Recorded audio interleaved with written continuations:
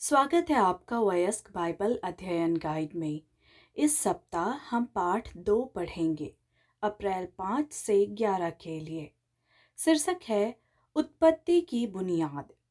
साबत दोपहर इस सप्ताह के अध्ययन के लिए पढ़े यशायाह 40 का 7 और 8, उत्पत्ति 22 का 1 से लेके 13, यूहन्ना 3 का 16, प्रकाशित वाक्य 5 का 5 से 10, पहला कुरिन्थियों 15 का 15 से 19, प्रकाशित वाक्य 12 का 1 से 9। याद वचन लिया गया है यूहन्ना 1 का 29 से। दूसरे दिन उसने यीशु को अपनी ओर आते देखकर कहा, देखो यह परमेश्वर का मेमना है जो जगत का पाप उठा ले जाता है। आधुनिक व्याख्याओं के साथ प्रमुख समस्याओं में से एक बाइबल की भविष्यवाणी है। जैसे प्रकाशित वाक्य में यह है कि वे प्रकाशित वाक्य की प्राचीन जड़ों को पहचानने में विफल रहते हैं। लेखक पुराने नियम का ज्ञान मानता है कि उन अवधारणाओं का उपयोग करता है जो उसके दर्शकों को अच्छी तरह से ज्ञात होंगी। प्रकाशित वाक्य में आप जिस पाठ का अध्ययन कर रहे हैं उससे मिलते जुलते अंशों के लिए संपूर्ण बाइबल में खोज करना उपयोगी है। वही ऐसे मूल पाठ भी है जो अन्य पाठों की तुलना में पुस्तक को बेहतर ढंग से समझने के लिए मंच तैयार करते हैं। यह विशेष रूप से उत्पत्ति के बारे में सच है, जो वह मार्ग बताता है जिसके द्वारा हमारी दुनिया पापपूर्ण अराजकता में उतरी। प्रकाशित वाक्य में उल्लेखित लगभग हर प्रमुख अवधारणा किसी न किसी रूप में बाइबल के शुरुआती अध्यायों में दिखाई देती है। इस सप्ताह हम प्रकाशित वाक्य के मूल में कुछ बड़ी अवधारणाओं का अध्ययन करने जा रहे हैं। बहुत सारे हैं और इसलिए हम इस महत्वपूर्ण बिंदु को स्पष्ट करने के लिए कुछ को चुनेंगे कि प्रकाशित वाक्य के पीछे की प्राचीन नींव को समझने से छात्र को पाठ में अनगिनत बारीकियों को देखने में मदद मिलती है, जिनमें से प्रत्येक मनुष्य की प्रकृति, ईश्वर और हमारे ब्रह्मांड में इस प्रकार हमारे जीवन में भी चल रहे संघर्ष के बारे में महत्वपूर्ण सबक दे सकता है। रविवार अप्रैल 6 के लिए शीर्षक है प्रथम उल्लेख का सिद्धांत। अधिकांश शैक्षणिक कार्यक्रम एक सामान्य सर्वेक्षण पाठ्यक्रम, अक्सर 101 नंबर दिया जाता है, से शुरू होते हैं। एक ऐसा पाठ्यक्रम जो व्यापक और बुनियादी सिद्धांतों को शामिल करता है, जो विषय में गहराई तक जाने पर आगे के अध्ययन का आधार बनेगा। इसी तरह जब आप पूरी बाइबल पढ़ते हैं तो आपको तुरंत पता चलता है कि उत्पत्ति की पुस्तक में परमेश्वर के पास एक सामान्य सर्वेक्षण पाठ्यक्रम भी है, जहां वह ऐसे विचारों को परिचय देते हैं जिनकी पूरी बाइबल में अधिक विस्तार से जांच की जाएगी। आमतौर पर कहे तो पहली बार बाइबल में किसी अवधारणा या प्रतीक का उल्लेख किया गया है, खासकर यदि उत्पत्ति के शुरुआती अध्यायों में, तो आप पाएंगे कि यह अवधारणा की एक सामान्य समझ स्थापित करता है, जो आपको यह समझने में मदद करेगा कि बाद में इसका उपयोग कैसे किया जा रहा है। कुछ बाइबल छात्र इसे प्रथम उल्लेख के नियम के रूप में संदर्भित करते हैं, हालांकि इसे नियम के बजाय एक सिद्धांत या एक पैटर्न के रूप में लेबल करना अधिक उचित होगा, क्योंकि यह निश्चित रूप से ठोस नहीं है और नियम के कई अपवाद हैं। सामान्य बाइबल अध्ययन और बाइबल भविष्यवाणी दोनों में जो पैटर्न उभरता हुआ प्रतीत होता है, वह यह है कि परमेश्वर समय के साथ अपने बच्चों को धीरे धीरे जानकारी देता है। एक बुनियादी अवधारणा से शुरुआत करते हैं और फिर वर्षों या यहाँ तक कि सदियों में इसे कई बार बढ़ाते हैं। पढ़े यशायाह 40 का 7 और 8, मलाकी 3 का 6 और इब्रानियों 13 का 8। आप इन पाठों में कौन सा सिद्धांत प्राप्त कर सकते हैं और जो आपको भविष्यवाणी के अध्ययन को सही ढंग से स्थापित करने में मदद करेगा। आधुनिक दुनिया में अधिकांश लोग सच्चाई के बजाय सच्चाई होना के बारे में बात करते हैं, क्योंकि यह माना जाता है कि सच्चाई एक लचीली चीज है जो समय के साथ बदल जाती है या सकती है, या कुछ मामलों में सत्य की अवधारणा को ही संदिग्ध माना जाता है। हालांकि जब परमेश्वर सत्य स्थापित करता है तो वह अपना मन नहीं बदलता है। एक बार जब वह अपने लोगों को सच्चाई सिखाना शुरू कर देता है, तो हम इस तथ्य पर भरोसा कर सकते हैं कि एक ही बाइबल सिद्धांत या विषय की पुनरावृत्ति इसका अर्थ नहीं बदलती है, बल्कि इसके विपरीत उस अर्थ पर और अधिक प्रकाश डालती है। इसलिए भविष्यवाणी का अध्ययन करना बहुत उपयोगी है। उत्पत्ति की पुस्तक की एक अच्छी समझ विकसित करने के लिए, जहां आपको कई प्रमुख अवधारणाओं को पहली बार समझाया जाता है, और फिर जब आप बाइबल के बाकी हिस्सों का पता लगाते हैं तो उस मूलभूत समझ को अपने साथ ले जाते हैं। यह इतना महत्वपूर्ण क्यों है कि हम किसी को या किसी चीज को, चाहे वह कितनी भी सहज या तार्किक क्यों ना हो, बाइबल और उसके द्वारा सिखाई जाने वाली अचूक सच्चाइयों में हमारी विश्वास को कमजोर करने की अनुमति नहीं दे। ऐसे कौन से सूक्ष्म तरीके हैं जिनसे यह कमजोरी आ सकती है? सोमवार, अप्रैल 7 के लिए शीर्षक है परमेश्वर के प्रेम को समझना। पापपूर्ण स्वभाव विरासत में मिलने का एक अर्थ यह है कि ब्रह्मांड के बारे में हमारी धारणा स्वार्थ और घमंड के प्रति हमारी अपनी प्रवृत्ति से दूषित हो गई है। हम दुनिया को ईश्वर के सर्वज्ञ दृष्टिकोण स्पष्ट रूप से के बजाय अपने सीमित दृष्टिकोण से देखते हैं। संभवतः पापी मानव जाति के लिए प्रेम से अधिक विकृत कोई अवधारणा नहीं है। लोकप्रिय संस्कृति प्रेम की उस समय को बढ़ावा देती है जो दूसरों के बजाय आत्मसंतुष्टि पर केंद्रित होती है। विषय के प्रति यह आत्म केंद्रित दृष्टिकोण हमारे लिए यह समझना कठिन बना देता है कि ईश्वर इस विषय को किस प्रकार देखता है। प्रेम की प्रकृति को समझना बाइबल की भविष्यवाणी को समझने की एक महत्वपूर्ण कुंजी है। इस बड़े विवाद में मुख्य विषयों में से एक परमेश्वर के चरित्र के बारे में एक बड़ी गलतफहमी का अस्तित्व है। आखिरकार एलन जी वाइट ने द ग्रेट कंट्रोवर्सी के अपने सारांश को यह लिखकर समाप्त किया: संपूर्ण ब्रह्मांड स्वच्छ है, सद्भाव और खुशी की एक लहर विशाल सृष्टि में धड़कती है, उससे जिसने सब कुछ बनाया, जीवन, प्रकाश और खुशी को असीमित अंतरिक्ष के दायरे में प्रवाहित करे। सूक्ष्मतम परमाणु से लेकर महानतम संसार तक सभी चीजें सजीव और निर्जीव अपनी छाया रहित सुंदरता और पूर्ण आनंद में घोषणा करती है कि ईश्वर प्रेम है। द ग्रेट कंट्रोवर्सी, पृष्ठ 678। उत्पत्ति 22 का 1 से 13 पढ़ें। बाइबल में प्रेम का पहला उल्लेख उत्पत्ति 22 का 2 में मिलता है।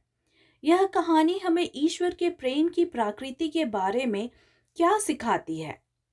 कभी कभी बाइबल में किसी अवधारणा की पहली घटना को खोजने के अलावा बाइबल की अलग अलग पुस्तकों में, विशेष रूप से सुसमाचार में, उसी अवधारणा का पहला उल्लेख ढूंढना उपयोगी हो सकता है। मत्ती 3 का 17, मरकुस 1 का 11, लूका 3 का 22 और यूहन्ना 3 का 16 में हम प्रत्येक सुसमाचार में प्रेम का पहला उल्लेख पाते हैं। उदाहरण के लिए यूहन्ना 3 का 16 में प्रेम का पहला उल्लेख विशेष रूप से ज्ञानवर्धक है। यह वेदी पर इसहाक की कहानी की ओर संकेत करता प्रतीत होता है। अब्राहम का ईश्वर में विश्वास ऐसा था कि उसने उस पर भरोसा किया, यह विश्वास करते हुए कि यदि वह बलिदान देता है तो ईश्वर उसके बेटे को जीवित कर सकता है। इब्रानियों 11 का 19। इसने मानव जाति के लिए परमेश्वर के प्रेम का पूर्वाभास दिया। वह हमसे इस हद तक प्रेम करता था कि उसने अपना इकलौता पुत्र दे दिया। देखिए उत्पत्ति 22 का 2, 12 और 16। और फिर उसे मृतकों में से जिलाया। इस प्रकार हमें उस प्रकार के प्रेम, आत्म बलिदान वाले प्रेम का प्रकाशन मिलता है जो ईश्वर ने हमारे लिए रखा है। हम दूसरों के सामने उस प्रकार का आत्म त्यागपूर्ण प्रेम कैसे प्रकट करना शुरू कर सकते हैं जो परमेश्वर के मन में हमारे लिए है? क्यों हम में से अधिकांश के लिए इस प्रकार का प्रेम आवश्यक रूप से बुनियादी नहीं है? मंगलवार अप्रैल 8 के लिए शीर्षक है इसहाक का प्रश्न, मेमना कहाँ है? बाइबल में से हिब्रू 1 मेमना का पहला उल्लेख प्रेम के पहले उल्लेख उत्पत्ति 22 के समान कहानी में होती है। मेमना निश्चित रूप से प्रकाशित वाक्य की पुस्तक में पाए जाने वाले सबसे लगातार प्रतीकों में से एक है, जहां यीशु को 20 से अधिक बार मेमना कहा जाता है। प्रकाशित वाक्य के सबसे सशक्त दृश्यों में से एक में अध्याय 4 और 5 में यूहन्ना की परमेश्वर के सिंहासन कक्ष की यात्रा मेमना केंद्रीय भूमिका निभाता है। पढ़े उत्पत्ति 22 का 7 और 8, निर्गमन 12 का 3 से 13 और प्रकाशित वाक्य 5 का 5 से 10। इसहाक के लगभग बलिदान के कहानी हमें यह समझने में कैसे मदद करती है कि मेमनों का प्रतीकात्मक रूप से उपयोग कैसे किया जाता है। यह कहानी प्रकाशित वाक्य 5 में यूहन्ना द्वारा देखी गई बातों से किस प्रकार मेल खाती है? बाइबल में से यानी मेमना का पहला उल्लेख इसहाक के प्रश्न के रूप में आता है, मेमना कहाँ है? उत्पत्ति 22 का 7। दिलचस्प बात यह है कि बाइबल की बाकी भाग उस प्रश्न का बहुत विस्तार से उत्तर देते हैं। पुराने नियम के अन्य 38 पुस्तकें पाठक को उस पथ पर ले जाती है जहां इसहाक के प्रश्न का उत्तर उत्तरोत्तर अधिक से अधिक विवरण के साथ दिया जाता है। फसह के रस्मों से लेकर दाऊद के प्रारंभिक व्यवसाय और उसके बाद तक पूरी कहानी अनगिनत मसीहाई भविष्यवाणियों से युक्त है जो इसहाक के प्रश्न के उत्तर की आशा करती है। फिर नए नियम में इस प्रश्न का उत्तर दिया गया है कि जब यीशु मांस और रक्त में प्रकट होता है, अपने लोगों के बीच सेवक होता है और अंत में क्रूस पर अपने जीवन का बलिदान देता है। इस बीच यूहन्ना रचित सुसमाचार में यूहन्ना 1 का 29 से 34 में मेमने के पहले उल्लेख को देखें। ऐसा लगभग प्रतीत होगा मानो यूहन्ना बपतिस्मा दाता व्यक्तिगत रूप से इसहाक के प्रश्न का उत्तर दे रहा है और सेटिंग इससे अधिक उपयुक्त नहीं हो सकती है। पापी पश्चाताप कर रहे हैं और बपतिस्मा में पानी के नीचे जा रहे हैं, जो पापी की मृत्यु और एक नए जीवन की शुरुआत का प्रतीक है। इस संदर्भ में यीशु परमेश्वर का मेमना अचानक प्रकट होता है और मत्ती के वृतांत के अनुसार स्वर्ग उसकी घोषणा करने के लिए खुलता है, यह मेरा प्रिय पुत्र है जिससे मैं अति प्रसन्न हूँ। मत्ती 3 का 17। ध्यान दे कि कैसे एक आवाज प्रभु का दूत स्वर्ग के अब्राहम और इसहाक की समस्या के समाधान की भी घोषणा करता है। उत्पत्ति 22 का 11 से 14। जब आप सभी धागों को एक साथ जोड़ते हैं तो यह स्पष्ट हो जाता है कि यीशु परमेश्वर का मेमना हमारा विकल्प है। यह यूहन्ना के दर्शन में मारे गए मेमने के बारे में हमारी समझ पर बहुत प्रकाश डालता है। यह जानना कि यीशु हमारा विकल्प है हमारे उद्धार के लिए इतना महत्वपूर्ण क्यों है? उस विकल्प के रूप में विशेषकर निर्णय में उसके बिना आपकी क्या आशा होगी? बुधवार अप्रैल 9 के लिए शीर्षक है मृत्यु से निपटना। शायद अपने सृष्टिकर्ता से अलग दुनिया में रहने का सबसे क्रूर पहलू यह है कि हर जीवन की पृष्ठभूमि में मृत्यु किसी भी क्षण हमला करने के लिए तैयार रहती है। यह पाप की मजदूरी है, वह दंड जो हम ब्रह्मांड में जीवन के एकमात्र स्रोत सृष्टिकर्ता से अलग होने के लिए चुकाते हैं। इस प्रकार यह बाइबल की भविष्यवाणी में एक प्रमुख भूमिका निभाता है। इसकी वास्तविकता और इससे भी अधिक महत्वपूर्ण इसका समाधान जो केवल यीशु और उसकी मृत्यु और पुनरुत्थान में पाया जाता है। बाइबल में मृत्यु का पहला उल्लेख, इसकी पहली घटना, दोनों ने भविष्यवाणी में इस प्रमुख विषय पर बहुत प्रकाश डाला, हमें पाप की समस्या की गंभीरता को समझने में मदद की और समस्या के लिए परमेश्वर के समाधान को समझने हेतु हमें महत्वपूर्ण औजार दिए। पढ़े उत्पत्ति 2 का 15 से 17, उत्पत्ति 4 का 8 से 15, पहला कुरिन्थियों 15 का 15 से 19 और प्रकाशित वाक्य 1 का 18। ये अनुच्छेद, जिनमें मृत्यु का पहला उल्लेख और घटना शामिल है, हमें क्या बताते हैं कि लोग क्यों मरते हैं, परमेश्वर मृत्यु को कैसे देखता है और हमारी समस्या के लिए उसका समाधान क्या है। हम अक्सर कहते हैं कि मृत्यु जीवन का सिर्फ एक हिस्सा है। यह झूठ है। मृत्यु जीवन के विपरीत है, जीवन का विनाश है। यह एक बाहरी घुसपैठिया है जिसका यहाँ हमारे अनुभव का हिस्सा बनने के लिए कभी इरादा नहीं था। भले ही हम मृत्यु के आदी हो गए हैं, फिर भी जब हम इसका सामना करते हैं तो हमारा दिल दृढ़ता से विरोध करता है, जैसे कि मानव जाति को अभी भी सामूहिक रूप से एहसास हो कि इसमें मौलिक रूप से कुछ गड़बड़ है। मौत जितनी दर्दनाक होती है, मौत के कुछ उदाहरण ऐसे भी होते हैं जो दूसरों से भी ज़्यादा दुखद लगते हैं, जैसे एक बच्चे की मौत। अधिकांश भाग के लिए हम उम्मीद करते हैं कि माता पिता अपने बच्चों से पहले मरेंगे और हम इसे चीज़ों के सामान्य कर्म के रूप में स्वीकार करते आए हैं। हालांकि पवित्र शास्त्र में दर्ज पहली मृत्यु अपेक्षित मानदंड के विरुद्ध है। इससे पहले कि आदम और हवा स्वयं मृत्यु से गुजरे, उन्होंने मृत्यु की त्रासदी का अनुभव किया जब उनके धर्मी पुत्र की उसकी अधर्मी भाई द्वारा हत्या कर दी गई। यह विशेष रूप से अन्यायपूर्ण मौत थी। यीशु के बारे में सोचे। हाबिल की तरह अधर्मियों ने जिस धर्मी की हत्या कर दी थी, मसीह की मृत्यु से अधिक अन्यायपूर्ण मृत्यु क्या हो सकती थी। हाबिल की मृत्यु और क्रूस पर यीशु मसीह की मृत्यु के बीच कोई और क्या समानताएं पा सकता है। हाबिल की मृत्यु की प्रकृति हमें यह समझने में कैसे मदद कर सकती है कि यीशु के पास अधोलोक यानी कब्र और मृत्यु की चाबियां क्यों है और परमेश्वर हमें उसमें क्या दे रहा है। मृत्यु की समस्या का समाधान हुए बिना हमारा जीवन अंततः बेकार, निरर्थक क्यों है। यह तथ्य हमें क्या सिखाता है कि यीशु ने हमारे लिए जो किया है उसके लिए हमें कितना आभारी होना चाहिए। गुरुवार अप्रैल 10 के लिए शीर्षक है सर्प।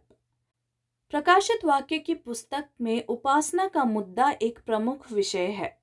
उपासना की झूठी प्रणालियों के अपराधी और प्रवर्तक की पहचान अजगर, प्रकाशित वाक्य 13 का 2 से 4 के रूप में की गई है और इस गिरे हुए करूब का सर्प जैसा वर्णन कोई संयोग नहीं है। यह स्पष्ट रूप से हमें अदन की बारी की ओर इशारा करता है, जहां एक सर्प ने प्रवेश किया और आदम और हवा को सृष्टिकर्ता के खिलाफ विद्रोह करने के लिए राजी कर लिया। उत्पत्ति 3 का 1 से 5 की तुलना प्रकाशित वाक्य 12 का 1 से 9 से करें। प्रत्येक खाते में कुछ सामान्य विषय क्या है। उत्पत्ति में सांप के परिचय में पाए गए विवरण हमें उन कुछ मुद्दों को समझने में कैसे मदद करते हैं जो पहले प्रकाशित वाक्य में उल्लेखित स्वर्ग में युद्ध का कारण बने थे। पवित्र शास्त्र में 2 वृत्तांत है जहां शैतान पूरी दुनिया को भटकाता है। उत्पत्ति में एक ऐसे क्षण में जब अस्तित्व में केवल 2 लोग थे, और फिर प्रकाशित वाक्य 12 और 13 में दिए गए विवरण में जहां शैतान ने पहचान सारी दुनिया को धोखा देने वाले के रूप में की गई है। प्रकाशित वाक्य 12:9। और वह जो पशु को शक्ति प्रदान करता है और सारी दुनिया को उसकी पूजा करने के लिए प्रेरित करता है। प्रकाशित वाक्य 13:2 और 3। बाइबल की भविष्यवाणी में पाए जाने वाले विषयों में से एक महान विवाद की अपरिवर्तनीय प्रकृति है। परमेश्वर का चरित्र और वचन नहीं बदलते, और ना ही शैतान की महत्वाकांक्षाएं बदलती है।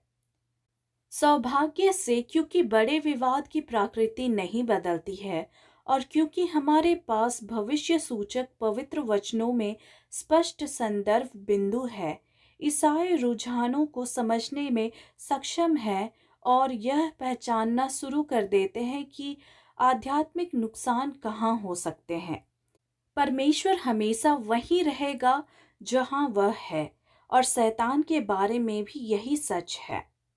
शैतान 1000 भेष धारण कर सकता है, लेकिन सहस्राब्दियों के गिरे हुए मानव इतिहास प्रकाशित वाक्य में चित्रित भविष्य सूचक परिदृश्य के साथ मिलकर यह प्रदर्शित करता है कि वह अदन में इस्तेमाल की गई योजना से कभी नहीं भटकता है। परमेश्वर ने हमसे बुद्धि और विवेक का वादा किया है, याकूब 1:5, और पवित्र शास्त्र की निश्चितता से लैस होकर हमें शैतान के झूठ में फंसने की ज़रूरत नहीं है। हालांकि दुर्भाग्य से बहुत से लोग उसके झांसे में आ गए हैं, और बहुत से लोग बहुसंख्यक आगे भी गिरेंगे। विचार करें कि समय के साथ संस्कृति कैसे बदलती है। सामाजिक मानदंडों में बदलाव, जो चीज़ें एक समय स्वीकार्य थे वे अस्वीकार्य हो जाती है, और इसके विपरीत भी। यह देखते हुए कि बड़े विवाद में अंतर्निहित मुद्दे और नायक नहीं बदलते हैं। एक ईसाई को बदलते सांस्कृतिक परिदृश्य की जांच करते समय किन बातों पर विचार करना चाहिए? उदाहरण के लिए, मूल झूठ जो शैतान ने कहा था, जैसे कि तुम नहीं मरोगे और तुम परमेश्वर के तुल्य हो जाओगे, आज आप उन्हें अपनी संस्कृति में कहाँ बोलते हुए पाते हैं? शुक्रवार, अप्रैल 11 के लिए अतिरिक्त विचार। Read Ellen G. White The Revelation, pages 578 to 581 in the Acts of the Apostles. विश्व के कई धर्म केवल विचारों से संबंधित है। इसके विपरीत ईसाई धर्म में पाए जाने वाले विचार ऐतिहासिक घटनाओं में मजबूती से टिके हुए हैं। बाइबल पूरे इतिहास में मानवता के साथ परमेश्वर की बातचीत की कहानी है, और हजारों वर्षों की ऐसी बातचीत का अध्ययन करके हम परमेश्वर के सुसंगत चरित्र के बारे में बहुत कुछ सीख सकते हैं। हालांकि कभी कभी ईसाई शिकायत करते हैं कि वे वही बातें सुनकर थक गए हैं। कभी कभी जब हमारा विशिष्ट भविष्य सूचक संदेश सार्वजनिक रूप से प्रचारित किया जा रहा होता है, तो हम सोचते हैं कि हम इसे पहले ही सुन चुके हैं और सीखने के लिए कुछ भी नया नहीं है। हालांकि यह तथ्य कि हमारा संदेश अपरिवर्तनीय और सुसंगत है, इसका मतलब यह नहीं है कि यह सरल या चुनौती रहित है। बिल्कुल विपरीत। जब आप अनंत परमेश्वर के दिमाग से हमें भेजी गई जानकारी का अध्ययन कर रहे होते हैं, तो आपको तुरंत पता चलता है कि आप कभी भी किसी विषय के अंत तक नहीं पहुंच पाएंगे। एलन जी वाइट ने प्रकाशित वाक्य की पुस्तक के लेखन के कारणों में से एक कारण मसीही चर्च को उसके ऐतिहासिक संदेश में हमेशा के लिए स्थापित करना था। कुछ युवा कार्यकर्ता, यानी उस समय, बार बार दोहराए जाने वाली सच्चाइयों से थक गए थे। कुछ नवीन और चौंका देने वाली चीज की चाहत में उन्होंने सिद्धांत के नए चरण शुरू करने का प्रयास किया। प्रेरितों के कार्य पृष्ठ 580। इस हद तक यह केवल भविष्य के बारे में एक किताब नहीं है, यह अतीत के बारे में भी एक पुस्तक है जो हमें हमारे ऐतिहासिक विश्वास में निहित रखने के लिए डिज़ाइन की गई है, ताकि हम मौलिकता के तलाश की इच्छा से भटक ना जाए। चर्चागत प्रश्न। पहला, शास्त्र नई जानकारी और नई समझ पैदा करने में कभी असफल नहीं होते। कोई व्यक्ति कुछ नया सीखने की इच्छा को उन सत्यों से जुड़े रहने के महत्व के साथ कैसे संतुलित कर सकता है जो हमें पहले ही दिए जा चुके हैं। दूसरा, चर्च को भविष्यवाणी की नई व्याख्याओं पर कैसे प्रतिक्रिया देनी चाहिए। हालांकि हम जानते हैं कि सीखने के लिए हमेशा बहुत कुछ होता है, हम कैसे पहचाने कि नई रोशनी आवश्यक है या सिर्फ एक सनक है या त्रुटि भी है। तीसरा, द्वितीय विश्व युद्ध में जब प्रशांत महासागर में एक नाविक मर रहा था तो उसने चिकित्सक से चिल्लाकर कहा, मैं एक अनाथ हूँ, जब मैं मर जाऊंगा तो मुझे कौन याद रखेगा। डॉक्टर ने जवाब दिया, मैं तुम्हें हमेशा याद रखूंगा। चिकित्सक के शब्द कितने भी अच्छे हो, देर सबेर वह भी मर जाएगा और अनाथ नाविक की स्मृति भी। यह वृत्तांत हमें हमारे जीवन की निरर्थकता और निरर्थकता का एहसास करने में कैसे मदद करता है यदि अंततः मृत्यु ही अंतिम निर्णय लेती है। धन्यवाद। परमेश्वर आप सभी को आशीष दे।